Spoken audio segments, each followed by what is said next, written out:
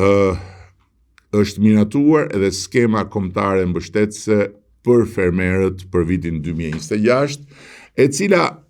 u ndërtua mbi konsultime intensive të drejtë për drejta në të gjitha qarqet me fermerët dhe është orientuar prej tyre. Për këtë arsye skema rrit ndjeshëm mbështetjen për fermerët jo thjesht në aspektin e volumit financiar, por edhe në aspektin e lehtësimit kushteve për ta përfituar atë që çdo fermeri i takon nga skema dhe njëkohësisht duke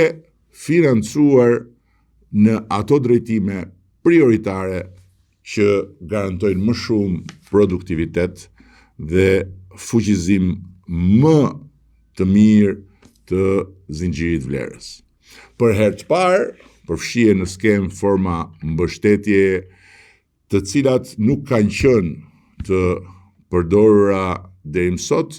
ndërsa një tjetër risi është nxitja e praktikave të qëndrueshme në bujqësi përmes mbështetjes së metodave biologjike dhe afrimit me standardet europiane. Një fokus i veçantë i skemës janë edhe fermerët e rinj, për cilët është parashikuar një fond i konsiderueshëm që mbështet investimet e tyre dhe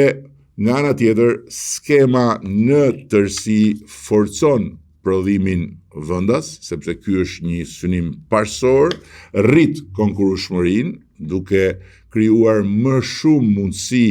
dhe akses dhe sigurisht që inkurajon për afrimin me standardet europiane.